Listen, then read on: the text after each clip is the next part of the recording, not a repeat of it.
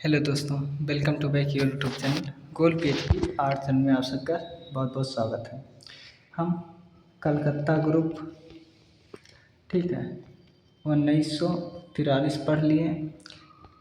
PAG जिससे pack group कहते हैं 1947-48 मिलता है, पढ़ लिए। दिल्ली शिल्पी चक्र, ठीक है, क्या दिल्ली शिल्पी चक्र जो है हम लोग 1949 पढ़ लिए। अब हम पढ़ने चल रहे हैं, ठीक है, अब हम पढ़ने क्या चल रहे हैं, तो अब हम पढ़ने चल रहे हैं ग्रुप 1890, ठीक है। तो चलिए पढ़ते हैं ग्रुप 1890 जो 1963 में शुरू हुआ था। तो पढ़ते हैं, देखिए ग्रुप 18 में थोड़ा बड़ा कर लूँ बस। ग्रुप 1890 के संस्थापक कौन थे? जगदीश स्वामीनाथन। ग्रुप 1890 की स्थापना कब हुई थी? 1963 में हुई थी। ग्रुप 1890 के कलाकारों की पहली बैठक प्रदर्शनी कहाँ हुई थी? तो 1962 भावनगर गुजरात में हुआ था। 1990 क्या है? तो कलाकार जे के पांड्या के मकान नंबर का नाम है, ठीक है। 1990 का कैटलॉग किसने तैयार किया था? कवि ऑक्टेवियो पाज ने तैयार किया था। यह मैक्सिकन कला से संबंधित है। आगे देखिए, ग्रुप 1890 कलाकार समूह में कुल कितने सदस्य थे? 12 सदस्य थे। ग्रुप 1890 के कलाकारों की प्रथम और अंतिम प्रदर्शनी कब लगी थी? तो 1963 में लगी थी। कब लगी थी? तो 1963 में लगी थी, रविंद्रालय भवन नई दिल्ली में। ग्रुप 1890 की प्रदर्शनी का उद्घाटन किसने किया था? पंडित जवाहरलाल नेहरू ने किया था। कलाकारों का समूह ग्रुप 1890 के नामकरण के पीछे के सर्वप्रथम सुझाव किस कलाकार के थे? हिम्मत शाह के थे। तो अब हम देखते हैं, इसमें कलाकारों के नाम देखेंगे। जे स्वामीनाथन, जयराम पटेल, हिम्मत शाह, राघव कनेरिया, ज्योति भट्ट, JM शेख, एरिक बोमन। फिर से देखो, जे स्वामीनाथन, जयराम पटेल, हिम्मत शाह, राघव कनेरिया, ज्योति भट्ट, JM शेख, एरिक बोमन आदि थे। आज हम इनके अलावा जो कलाकार थे वो थे एरिक बोमन, के अंबादास, राजेश मेहता, M रेड्डप्पा नायडू, बालकृष्ण पटेल और SG निगम। फिर से देखो, एरिक बोमन, के अंबादास, राजेश मेहरा, M रेड्डप्पा नायडू, बालकृष्ण पटेल और SG निगम जी थे। तो आप हम आगे बढ़ते हैं कि इसके बाद क्या है, चीज़ें कैसे हैं। तो पहले हम पढ़ेंगे जे स्वामीनाथन के विषय में। तो जे स्वामीनाथन के विषय में जब हम पढ़ते हैं तो पाते हैं कि इनका जन्म 1948 शिमला जो HP हिमाचल प्रदेश में हुआ था। जे स्वामीनाथ किस कला समूह की स्थापना किए थे? तो 1890 की किए थे। 1890 ग्रुप 1890 के संस्थापक कौन थे? जे स्वामीनाथन जी थे, जिनका पूरा नाम जगदीश स्वामीनाथन है, ठीक है। किसने कहा था चित्र अंतराल का रंग ज्यामितीय है? किसने कहा था चित्र अंतराल का रंग ज्यामितीय है? जे स्वामीनाथन ने कहा था। मजदूर आवाज़ पत्रिका का संपादक कौन था? तो जे स्वामीनाथन जी थे। जे स्वामीनाथन ने ग्रुप 1890 के प्रचार प्रसार के लिए कौन सी पत्रिका का संपादन किया था? तो इन्होंने कांट्रा पत्रिका का संपादन किया था। इसी क्रम में हम आगे देखते हैं तो हमको मिलता है ग्रुप 1890 के जे स्वामीनाथन ने कब और कहाँ की थी? तो 1866 में भावनगर में इन्होंने इस ग्रुप की स्थापना की थी, जिसका नाम ग्रुप 1890 था। जे स्वामीनाथन के चित्रण का प्रमुख विषय क्या था? तो पर्वत था, नदी था, झरना आदि था। पहले भारतीय चित्रकार जिन्होंने समसामयिक कला परिप्रेक्ष्य में आदिवासी लोक कला को आधुनिक कला के समक्ष दर्जा दिलाया था, तो जगदीश स्वामीनाथन थे। मजदूर यानी आवाज़ पत्रिका का संपादक धन जे स्वामीनाथन ने कहाँ से प्रारंभ किया था? तो ये किए थे दिल्ली से। जे स्वामीनाथन ने पहला भारतीय आधुनिक गौंड कलाकार किसे कहा था? तो जनगढ़ श्याम को कहा था। जनगढ़ सिंह श्याम का संबंध किस कला से रहा है? गौंड कला से रहा है। स्पेस डिवीजन किस कलाकार के चित्रों की प्रमुख विशेषता है? जगदीश स्वामीनाथन के। कांट्रा पत्रिका दिल्ली के संपादक कब संपादन हुआ था? 1966 में। रूपांकर यानी कला भवन भोपाल के प्रथम महानिर्देशक के पद पर कौन नियुक्त हुए थे? जे स्वामीनाथन। भारतीय आधुनिक गौड़ कलाकार किसे कहा जाता है? जनगढ़ श्याम सिंह। जे स्वामीनाथन चित्रकारी के अलावा क्या करते थे? ये कविताएं भी किया करते थे, बहुत अच्छे कवि थे। इसके बाद है मजदूर, आवाज़, लिंक आदि पत्रिकाओं का संपादक जे स्वामीनाथन ने किया था। जगदीश स्वामीनाथन कालिदास सम्मान कब मिला था? मरने के बाद 1995 में। किस कलाकार के चित्रों में ओम, कमल, सर्प, स्वास्तिक, हाथ की छाप आदि को लेकर प्रतीकात्मक चित्रण किया? जे स्वामीनाथन ने। जे स्वामीनाथन के चित्रों पर किस कला का प्रभाव परिलक्षित होता है? नवतांत्रिक कला का प्रभाव परिलक्षित होता है। ठीक है, आगे देखो। जे स्वामीनाथन ने कब से कब तक रूपांकर कला यानी भारत भवन भोपाल के अध्यक्ष पद पर रहे? तो 1982 से 90 तक। जे स्वामीनाथन के चित्रों की प्रथम प्रदर्शनी कब आयोजित हुई थी? 1960 में। जे स्वामीनाथन ने कब जनगढ़ सिंह श्याम का पहला आधुनिक गौड़ कलाकार कहा था? तो ये 1981 में। जे स्वामीनाथन का निधन कब हो गया था? 1994 दिल्ली में। इनकी काव्य संग्रह क्या है? गांव का झल्ला, पुराना रिश्ता, मंचला पेड़, कौन मरा, ग्राम देवता। इसके आगे हम देखते हैं तो हम पाते हैं कि इनकी चित्र श्रृंखला है mountain bird and tree series, mountain and bird series, colour and geometry series, ये इनकी रचना है।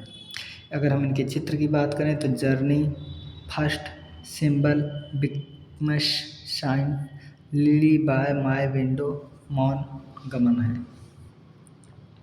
कुछ महत्वपूर्ण तथ्य हैं जिसे हमें जान लेना चाहिए, तो हम यहीं पर जान लेते हैं। देखिए वो महत्वपूर्ण तथ्य क्या है, थोड़ा मैं बड़ा कर दे रहा हूँ। वो है भारत भवन भोपाल की स्थापना 13 फरवरी 1982 को हुई थी।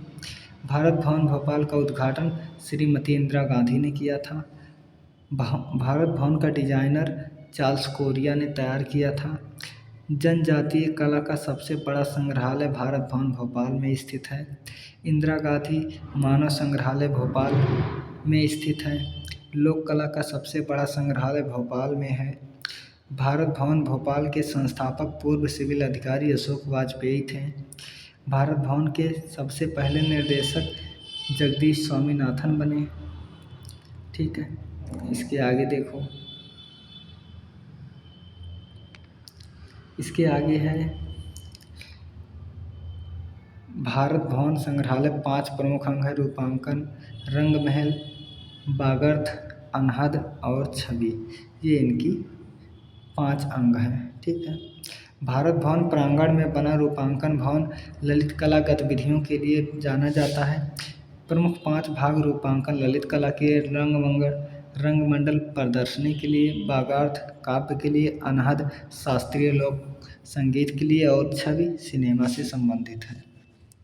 अब हम अगर ध्यान थोड़ा सा आकर्षित करना चाहेंगे अंबादास खोब रागड़े के बारे में, तो अंबादास का जन्म कहाँ हुआ था, कब हुआ था? 1922 अकोला महाराष्ट्र में।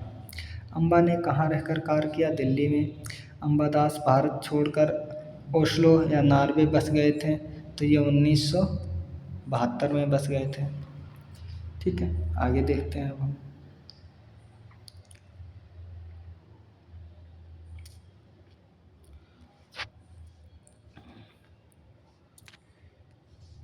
अंबादास कैसे कलाकार के रूप में जाने जाते हैं? अमूर्त चित्रकार।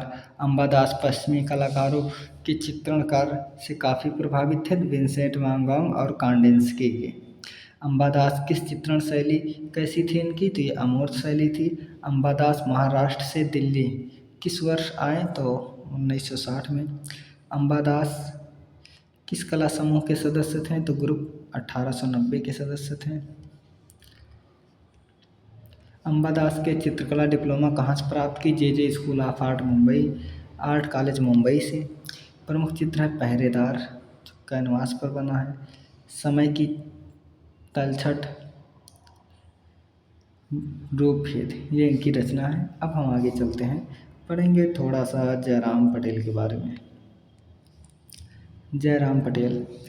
जयराम पटेल का जन्म कब कहाँ हुआ था? 1930, सोजीतरा गांव, जिला आनंद, गुजरात में। जे राम पटेल कहाँ प्रोफेसर पद पर रहकर अपनी सेवाएं दी? महाराजा सयाजी विश्वविद्यालय, बड़ौदा में। जयराम पटेल ने किस संस्थान में डिजाइनर सलाहकार पद पर रहकर कार्य किया? All India Handloom Board, Ahmedabad. Jairam Patel ने चित्रकला की शिक्षा कहाँ से प्राप्त की? J School of Art College, Mumbai से। इसके बाद है जयराम पटेल आईफैक्स नई दिल्ली के कला संस्था में कब कला रत्न से सम्मानित किया गया? तो ये 1997। थोड़ा सा हम और बड़ा कर लेते हैं।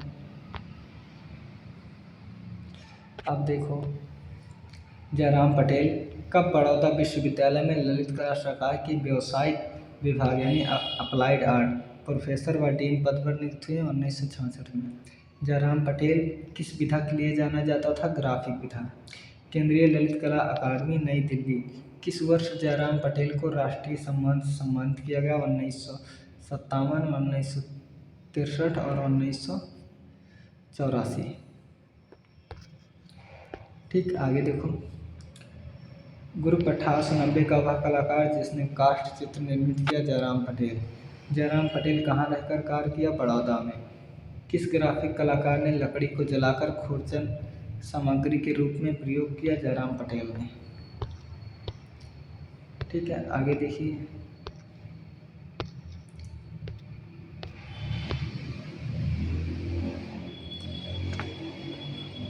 जयराम पटेल किस वर्ष बॉम्बे आर्ट सोसाइटी का रजत पदक प्राप्त हुआ? 1990। जली हुई लकड़ी का प्रयोग किस कलाकार ने किया? जयराम पटेल। जयराम पटेल की प्रसिद्ध श्रृंखला है हॉस्पिटल। क्या? हॉस्पिटल कहाँ है? किरण नडार संग्रहालय, नई दिल्ली में। जयराम पटेल किस कला समूह से थे? ग्रुप 1890 से थे। जयराम पटेल किस कला संस्था में 2 वर्षीय टाइपोग्राफी और पब्लिसिटी डिजाइन का प्रशिक्षण लिया था? तो central school of art and craft, London से। इसके बाद जयराम पटेल कहाँ रहते थे और वहीं कार्य किए? बड़ौदा में।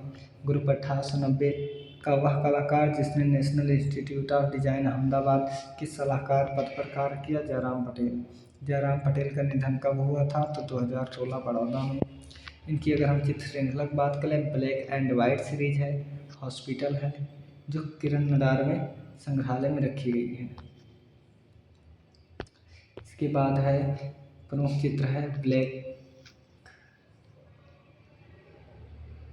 दिसंबर है, स्टडी इन साइलेंस है, प्लेस इन कलर है, ये सब रचना है। अगर हम मूर्त शिल्प देखें, यूनिट 1 है, जो आधुनिक कला संग्रहालय नई दिल्ली में रखा हुआ है। अब हम पढ़ेंगे हिम्मत शाह के विषय में, थोड़ा सा पढ़ लेते हैं। इनका जन्म कहाँ हुआ था? 1933, लोथल, गुजरात में। कहीं कहीं किताब में 34 भी मिलेगा। हिम्मत शाह ने चित्रकला का अध्ययन किसके सानिध्य में रहकर प्राप्त किया था? एन एस बेंद्रे के। हिम्मत शाह ने चित्रकला का अध्ययन कहाँ प्राप्त किया था? महाराजा सयाजी विश्वविद्यालय, बड़ौदा में। हिम्मत शाह अधिकांश काम किस सामग्री के माध्यम में करते थे? टेराकोटा। हिम्मत शाह किस कलाकार समूह से संबंधित थे? तो ग्रुप 1890। मध्य प्रदेश सरकार ने कालिदास सम्मान इनको कब दिया था? 2003 में। ठीक है, आगे देखिए, हिम्मत शाह का प्रसिद्ध संस्थापन कार्य कौन सा है? Homage to Rajasthan. हिम्मत शाह का प्रारंभिक शिक्षा किसके सानिध्य में हुई? तो जुग्गू भाई शाह के। हिम्मत शाह वर्तमान में कहाँ रहकर कार्य कर रहे हैं? नई दिल्ली में। हिम्मत शाह किस लिए जाने जाते हैं? मुख्यतः मूर्तिकार, फिर प्रिंट मेकर। हिम्मत शाह ने एचिंग विधा का प्रशिक्षण कहाँ से लिया? पेरिस के इटैलियर 17 कला संस्थान से। किस कलाकार के चित्र पिकासो के चित्र गवेर्निका की याद दिलाते हैं? तो हिम्मत शाह। ठीक, हिम्मत शाह के चित्र पिकासो के चित्र से याद दिलाते हैं। हिम्मत शाह किस प्रिंट मेकिंग विधा में पारंगत थे? एचिंग विधा में। हिम्मत शाह को कब बॉम्बे आर्ट सोसाइटी का अवार्ड मिला? 1962 में। हिम्मत शाह की सबसे पहली प्रदर्शनी कब और कहाँ लगी? 1957 बड़ौदा में। हिम्मत शाह एचिंग विधा के प्रशिक्षण लेने के लिए पेरिस कब गए? सन 1966 में और 67 में। हिम्मत शाह ने 2000 में अपना स्टूडियो कहाँ खोला? तो इन्होंने जयपुर में खोला था। आगे देखिए, हिम्मत शाह किससे प्रिंट मेकिंग विधा का प्रशिक्षण लेने के लिए पेरिस गए थे? प्रिंट मेकर SW हैटर ने। ठीक। केंद्रीय ललित कला अकादमी ने हिम्मत शाह को कब राष्ट्रीय पुरस्कार सम्मानित किया? 1960 में, 1962 में। हिम्मत शाह ने मूर्तिकारी के लिए किस सामग्री का प्रयोग किया? ईंट, सीमेंट, प्लास्टर, कंक्रीट, टेराकोटा। इनकी जो श्रृंखला है वो हेड श्रृंखला यानी मस्तिष्क। ठीक है, आगे देखो, ये है हमारे ज्योति भट्ट, जिनका जन्म 1934 में हुआ था। देखिए इनका जन्म कब और कहाँ हुआ? 1934 भावनगर गुजरात में हुआ था। ज्योति भट्ट को प्रमुख रूप से किस लिए जाना जाता है? प्रिंट मेकिंग के लिए। प्रिंट मेकर ज्योति भट्ट का पूरा नाम है ज्योतिन्द्र मणिशंकर भट्ट। ज्योति भट्ट के माता पिता का नाम है, माता का नाम हीराबेन, पिता का नाम मानभाई।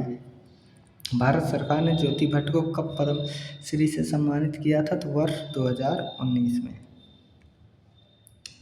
ठीक है, आगे देखो,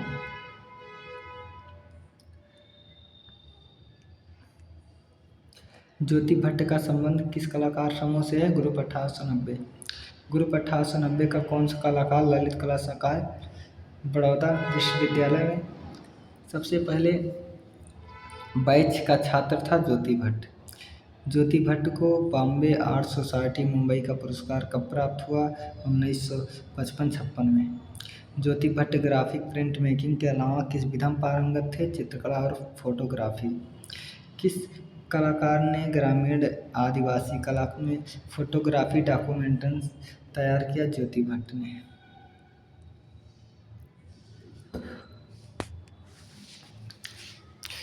ज्योति भट्ट की कला पर किसका प्रभाव परिलक्षित होता है? पाप कला या पॉपुलर आर्ट जिसे कहते हैं। ज्योति भट्ट ने ग्राफिक तकनीक का प्रशिक्षण कहाँ से लिया? इटली से। वर्ष 1961-62 में। ज्योति भट्ट ने चित्रकला का अध्ययन कहाँ से किया? ललित कला संकाय महाराजा सयाजी विश्वविद्यालय बड़ौदा से। प्रिंट मेकिंग मेकर ज्योति भट्ट उसके कला योगदान के लिए लाइफ टाइम अचीवमेंट अवार्ड कब मिला? 2005 में।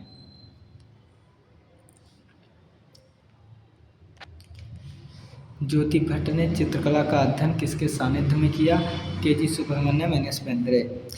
बड़ौदा ग्रुप ऑफ पेंटर्स का सूत्रपात किसने किया? NS बेंद्रे। प्रसिद्ध फोटोग्राफर ज्योति भट्ट की पत्नी का नाम है ज्योत्सना भट्ट। ज्योत्सना भट्ट कहाँ से संबंधित एक प्रिंट मेकर कलाकार हैं? बड़ौदा से।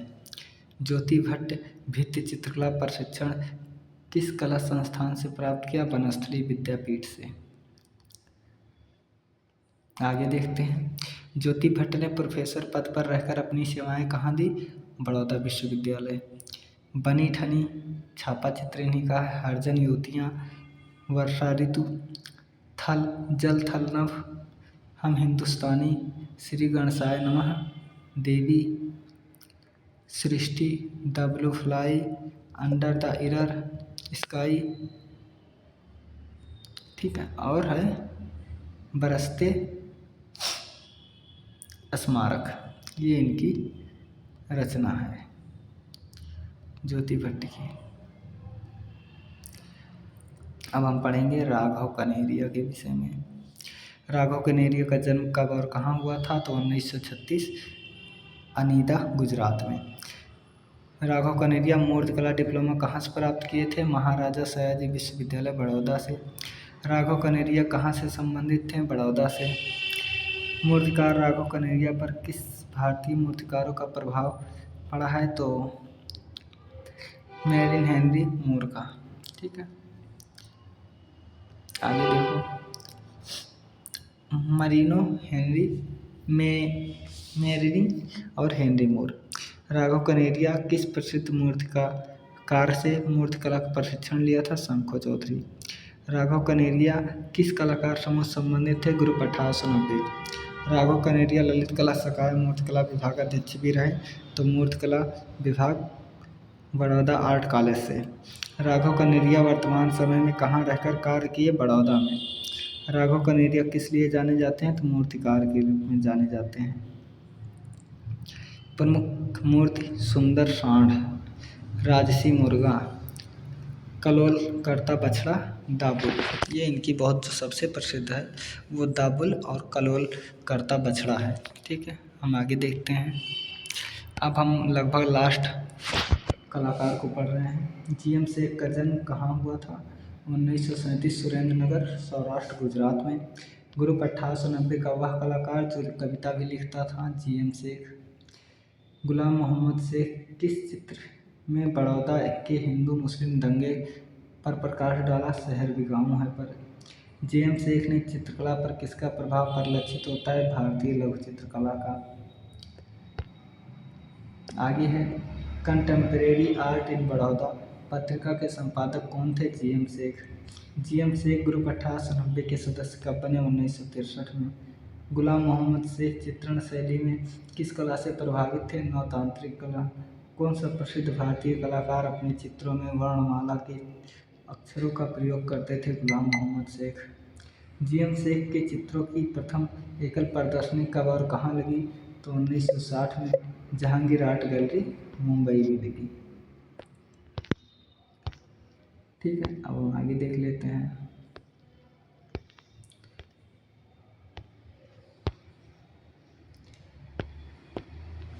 गुलाम मोहम्मद शेख को कब कला के क्षेत्र में पद्म भूषण सम्मान से सम्मानित किया गया? 2014 में। गुलाम मोहम्मद शेख द्वारा चित्रित प्रसिद्ध चित्र वृक्ष जीवन या जीवन वृक्ष द ट्री ऑफ लाइफ वर्तमान में कहाँ है? तो भोपाल विधान सभा में। जीएम शेख ने कला अध्ययन कहाँ पर रहकर किया? तो ललित कला सकाय, बड़ौदा। कला है वृश्चिक यानी जिसे बीछी कहते हैं, संपादक किया इन्होंने जीएम शेख ने।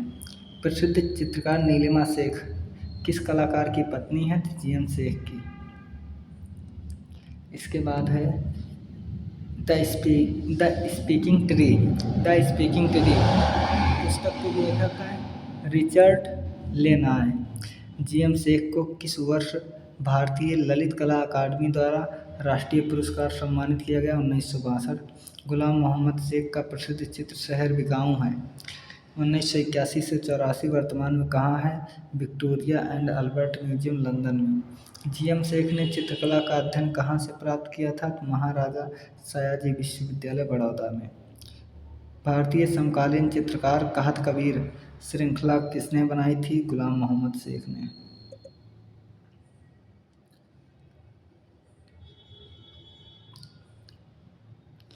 गुलाम मोहम्मद शेख किस लिए जाने जाते हैं? चित्रकार के रूप में। गुलाम मोहम्मद शेख जो चित्रित मेघदूत जो तैल रंग 1988 में कहाँ है? राष्ट्रीय आधुनिक कला दीर्घा, नई दिल्ली में। जीएम शेख चित्रकार के अलावा और क्या थे? कला समीक्षक थे, इतिहासकार और कवि थे। गुलाम मोहम्मद शेख को कब भारत सरकार द्वारा पद्म श्री सम्मान से सम्मानित किया गया? तो 1983 में। ग्रुप 1890 का कौन सा कलाकार श्रेष्ठ गुजराती कवियों में गिना जाता है? तो गुलाम मोहम्मद शेख। आगे देखिए। अरे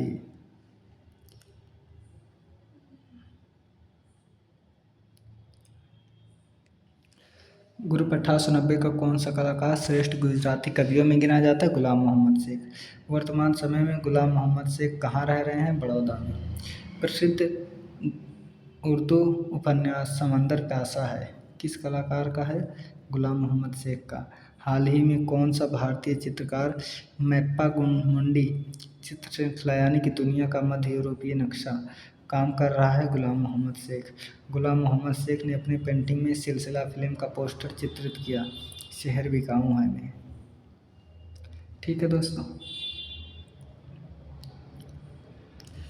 अब इसके बाद है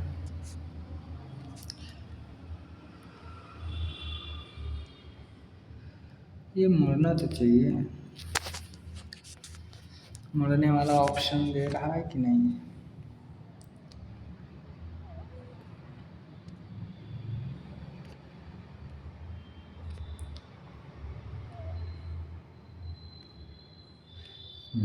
दे दिया, देखिए। और फिर नाच गया। और खुल जा भाई, खुल जा।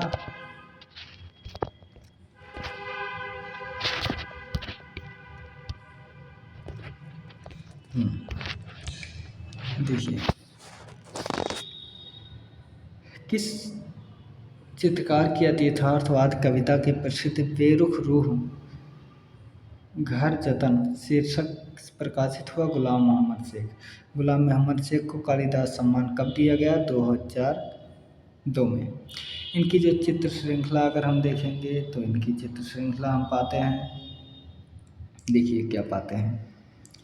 इनकी चित्र श्रृंखला मिलता है नक्शे देश और राष्ट्र, मुंडी श्रृंखला, कहत कबीर श्रृंखला। ठीक, अगर हम इनके चित्र पर फोकस करेंगे तो इनके चित्रों में हमें मिलेगा जो वो है लंबी उपस्थिति के बाद घर वापसी, return home after a long time absence, प्रतीक्षा और घुमक्कड़ी के बारे में, अबाउट वेटिंग एंड वार्डिंग, बोलती सड़क, स्पीकिंग स्ट्रेट, किस्सा अजीजा का, शहर बिकाऊ है, meeting of lover, tree, a tree of my life, speaking tree, Meghdoot, Kashmir किसका, जटायु, दीवार, चक्कर खाते रास्ते, सुनहरे सपने, त्रिफलक। ये सब चित्र गुलाम मोहम्मद शेख के हैं। इसके बाद एक इन्होंने संस्थापन बनाया है, वो है कांवड़, काष्ठ लकड़ी से है। अब इसके बाद थैंक यू दोस्तों, ठीक है, थैंक यू, आपने सुना। एक बात और, आप लोगों ने ये जो गोल PhD आर्ट चैनल चुने हैं, बहुत ही अच्छा चुने हैं। विश्वास दिलाया जाएगा कि पूरे YouTube पे ऐसे कंटेंट नहीं मिलेंगे। हम आपको 500 प्लस कलाकार पढ़ाएंगे। कितने? 500 प्लस कलाकार पढ़ाएंगे, पूरे YouTube पे पहली बार होगा। ठीक है दोस्तों, अपना ख्याल रखना, टेक केयर।